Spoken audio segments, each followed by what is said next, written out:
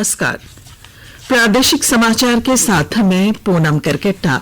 पहले मुख्य समाचार। झारखंड विधानसभा में वित्त मंत्री रामेश्वर उरांव ने वर्ष 2021-22 के लिए 91,277 करोड़ रुपए का बजट पेश किया। बजट में ग्रामीण विकास के लिए किए गए कई प्रावधान। केंद्र सरकार ने टीकाकरण अभियान को गति देने के लिए अस्पतालों में 24 घंटे टीकाकरण की अनुमति दी। धनबाद रेलवे स्टेशन में महाराष्ट्र और आंध्र प्रदेश से आने वाली 3 ट्रेनों के सभी यात्रियों की आज से होगी कोविड जांच। और भारत और इंग्लैंड के बीच चौथा और अंतिम क्रिकेट टेस्ट मैच आज से अहमदाबाद के नरेंद्र मोदी स्टेडियम में खेला जाएगा। मैच सुबह 9:30 बजे से शुरू होगा। और अब समाचार विस्तार से। कोविड-19 महामारी के खिलाफ देश एकजुट होकर लड़ रहा है। आप भी हमारे साथ सुरक्षा और बचाव के 3 आसान एहतियाती उपायों का संकल्प लें। मास्क पहनें, 2 गज की दूरी है जरूरी, सुरक्षित दूरी बनाए रखें, हाथ और मुंह साफ रखें। झारखंड विधानसभा में बजट सत्र के चौथे दिन कल वित्त मंत्री रामेश्वर उरांव ने वित्त वर्ष 2021-22 का बजट पेश किया। वित्त मंत्री ने 91,277 करोड़ रुपए का बजट पेश किया। ये बजट पिछले वर्ष की तुलना में 4,900 करोड़ रुपए अधिक है। पिछला बजट 86,370 करोड़ रुपए का था। राज्य सरकार ने इस बार के बजट में गांवों को सशक्त बनाने, गरीबी दूर करने और रोजगार बढ़ाने के लिए कई प्रावधान किए हैं। वित्त मंत्री रामेश्वर उरांव ने अपने बजट भाषण में कहा कि बजट में कृषि, रोजगार और गांव पर फोकस किया गया है। ग्रामीण अर्थव्यवस्था को मजबूती देने के लिए सरकार ने बजट में सभी कमजोर वर्ग के लोगों को पेंशन देने का प्रावधान किया है।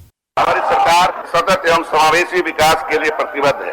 यह बजट लोक केंद्रित और सामाजिक सुरक्षा को नया आयाम देने वाला है। सभी को भोजन, सुलभ एवं गुणवत्तापूर्ण स्वास्थ्य सेवा, शिक्षा, शुद्ध पेयजल एवं स्वच्छता तथा आवास जैसे न्यूनतम बुनियादी आवश्यकताओं की पूर्ति के साथ साथ ग्रामीण विकास, रोजगार सृजन एवं शहरी सुविधाओं के उन्नयन हेतु इस बजट में प्रभावी कदम प्रस्तावित किए जा रहे हैं। ग्रामीण क्षेत्रों में स्वयं सहायता समूह के सुदृढ़ीकरण हेतु भी हमारी सरकार प्रयासरत। वित्त मंत्री ने अपने बजट भाषण में घोषणा की कि ग्रामीण विकास, कृषि, पशुपालन और जल संसाधनों के लिए 18,653 करोड़ रुपए का रिकॉर्ड आवंटन किया गया है। शिक्षा विभाग के लिए वार्षिक बजट का 14.56% आवंटन, ग्रामीण विकास के लिए 14.16% और स्वास्थ्य तथा परिवार कल्याण में 8.55% किया गया है। विधानसभा में बजट पेश करते हुए उन्होंने कहा कि ग्रामीण क्षेत्र में रोजगार के अवसर बढ़ाने के कई उपाय किए गए हैं। राज्य के अनुसूचित जनजाति और अनुसूचित जाति के छात्रों के लिए नए राज्य जनजातीय विश्वविद्यालय खोलने के लिए बेहतर शिक्षा के वास्ते भी प्रावधान किया है। डॉक्टर उरांव ने बजट भाषण में कहा कि प्रधानमंत्री नरेंद्र मोदी के नेतृत्व में टीकाकरण अभियान शुरू होने के बाद झारखंड कोविड-19 महामारी से बाहर आ रहा है। कोविड महामारी के बावजूद इस वर्ष का बजट पिछले वित्त वर्ष की तुलना में लगभग 11% अधिक है और यह राज्य के लोगों के चल रहे और दीर्घकालिक विकास पर केंद्रित है। इधर राज्य सरकार ने बजट में खेल प्रतिभाओं के लिए खेल विश्वविद्यालय की घोषणा की है।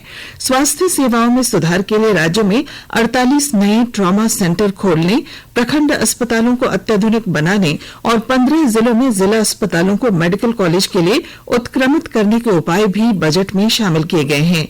महिलाओं को स्वावलंबी बनाने के लिए 3 लाख महिलाओं को स्वयं सहायता समूहों से जोड़ने, पलाश ब्रांड से ग्रामीण महिलाओं की आय बढ़ाने और किशोरियों तथा युवतियों को आहार भत्ता देने का भी बजट में प्रावधान किया गया है। वहीं रोजगार की दिशा में राज्य सरकार ने केंद्रीय स्तर पर प्लेसमेंट सेल का गठन करने, 40 लाख निरक्षरों को साक्षर बनाने और स्वरोजगार के लिए आसान लोन की सुविधा उपलब्ध कराने का भी प्रावधान किया है।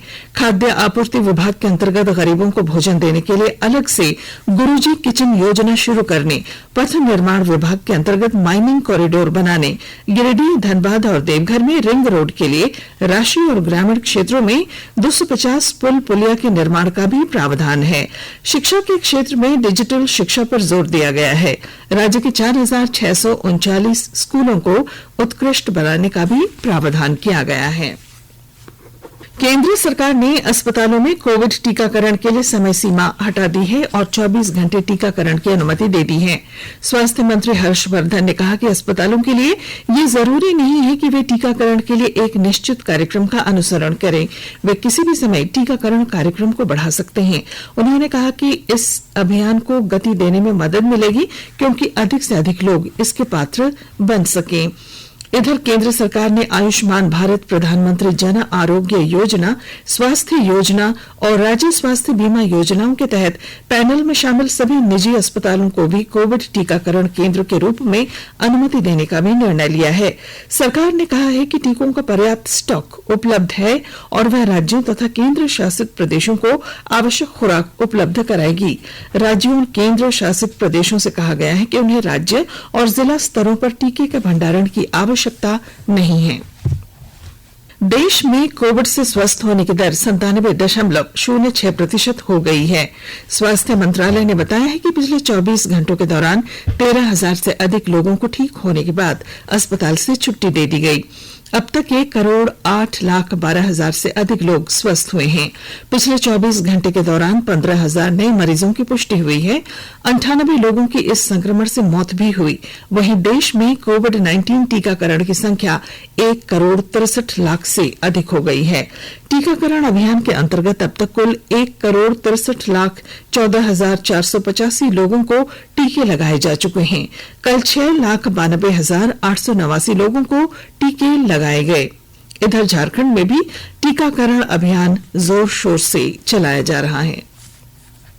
धनबाद स्टेशन में आंध्र प्रदेश और महाराष्ट्र से आने वाली 3 ट्रेनों के यात्रियों की आज से कोरोना जांच होगी। इसके लिए धनबाद स्टेशन पर 5 ट्रू नेट मशीनें लगाई गई हैं। 50 वर्ष से ऊपर के यात्रियों को जांच रिपोर्ट आने तक स्टेशन के वेटिंग हॉल में ही रखा जाएगा।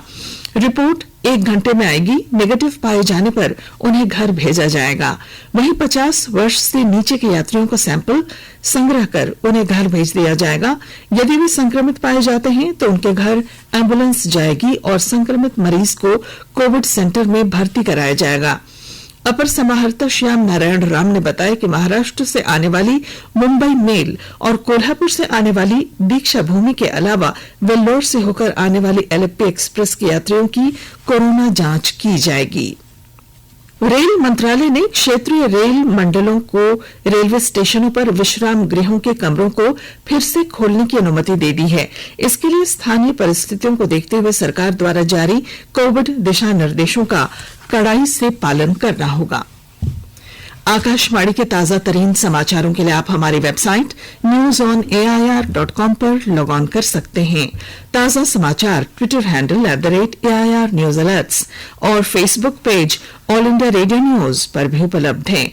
आप प्रादेशिक समाचार एकांश के ट्विटर हैंडल @AIR News_Ranchi और फेसबुक पेज तथा YouTube channel AIR News Ranchi पर भी हमारे बुलेटिन सुन सकते हैं।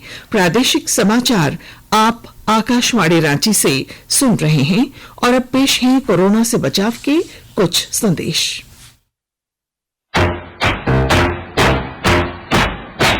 चलो मिलकर एक शुरुआत करें, चलो एक फैसला आज करें, मास्क नहीं तो टोकेंगे, कोरोना को रोकेंगे, चलो एक वादा करते हैं, चलो एक वादा करते हैं, मास्क नहीं तो टोकेंगे, कोरोना को रोकेंगे।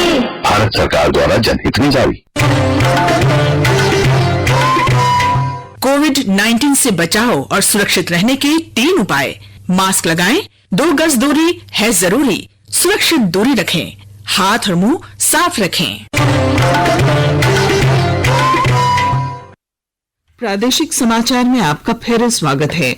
धनबाद जिले के पब्लिक स्कूल और गैर मान्यता प्राप्त स्कूलों के शैक्षणिक सत्र 2021-22 के लिए पाठ्य पुस्तकों में कोई बदलाव नहीं होगा। जिला शिक्षा अधीक्षक इंदु भूषण सिंह ने कहा है कि शैक्षणिक सत्र 2020-21 कोरोना महामारी से प्रभावित रहा है, जिस कारण अभिभावकों की आर्थिक स्थिति पर भी प्रतिकूल प्रभाव पड़ा है। बोर्ड परीक्षा को छोड़कर सभी प्रकार की परीक्षाएं ऑनलाइन लेने का निर्देश दिया गया है। वहीं शिक्षण शुल्क जमा नहीं करने पर किसी भी छात्र का नामांकन रद्द नहीं किया जाएगा तथा उन्हें शिक्षण व्यवस्था से वंचित भी नहीं किया जाएगा। गुमला जिले के लगभग 25,000 किसानों को केसीसी ऋण के लिए आवेदन भरवाए गए हैं ताकि उन्हें आर्थिक रूप से सहायता प्रदान की जा सके। विस्तृत ब्यौरे के साथ हमारे गुमला संवाददाता।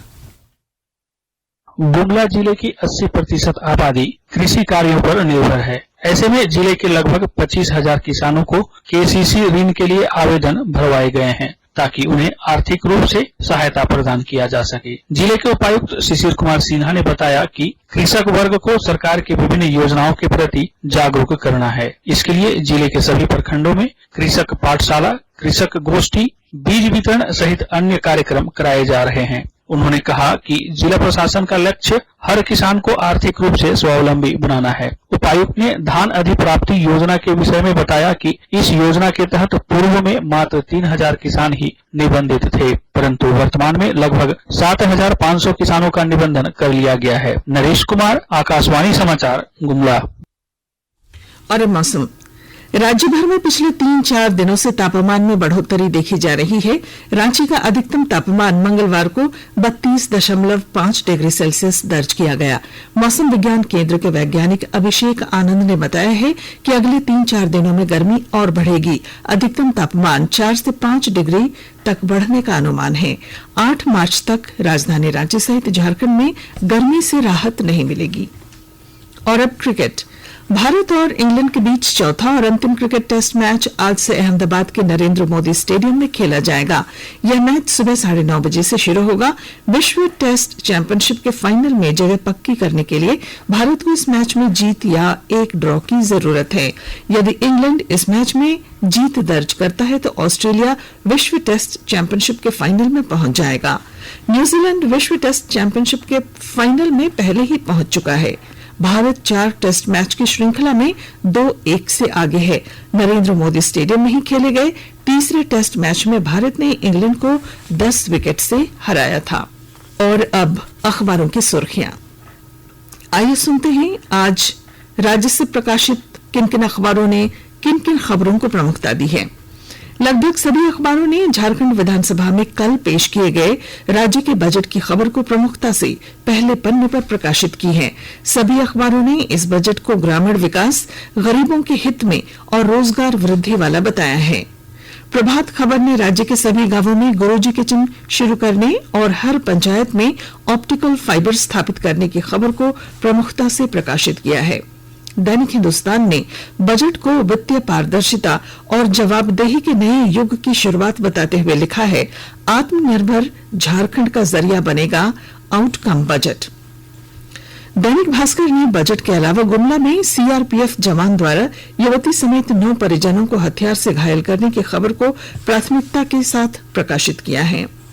दैनिक जागरण ने स्वदेशी कोवैक्सीन के 81% कारगर होने की खबर को प्रमुखता से प्रकाशित किया है। रांची एक्सप्रेस ने फिल्म निर्माता अनुराग कश्यप, विकास बहल और अभिनेत्री तापसी पन्नू के मुंबई और पुणे स्थित ठिकानों पर आयकर विभाग की छापेमारी की खबर को पहले पन्ने पर प्रकाशित किया है। द टाइम्स ऑफ इंडिया ने अस्पतालों को 24 घंटे टीकाकरण शुरू करने की खबर पहले पन्ने पर दी है। वहीं हिंदुस्तान टाइम्स ने लिखा है, सरकार से असहमति जताना राजद्रोह नहीं। और अब अंत में मुख्य समाचार। झारखंड विधानसभा में वित्त मंत्री रामेश्वर उरांव ने वर्ष 2021-22 के लिए 91,277 करोड़ रुपए का बजट पेश किया। बजट में ग्रामीण विकास के लिए किए गए कई प्रावधान। केंद्र सरकार ने टीकाकरण अभियान को गति देने के लिए अस्पतालों में 24 घंटे टीकाकरण की अनुमति दी। धनबाद रेलवे स्टेशन में महाराष्ट्र और आंध्र प्रदेश से आने वाली 3 ट्रेनों के सभी यात्रियों की आज से होगी कोविड जांच और भारत और इंग्लैंड के बीच चौथा और अंतिम क्रिकेट टेस्ट मैच आज से अहमदाबाद के नरेंद्र मोदी स्टेडियम में खेला जाएगा। मैच सुबह 9:30 बजे से शुरू होगा। और इसके साथ ही आकाशवाणी रांची से प्रादेशिक समाचार का ये बुलेटिन समाप्त हुआ। नमस्कार। घर में रहिए, सुरक्षित रहिए और सुनते रहिए आकाशवाणी।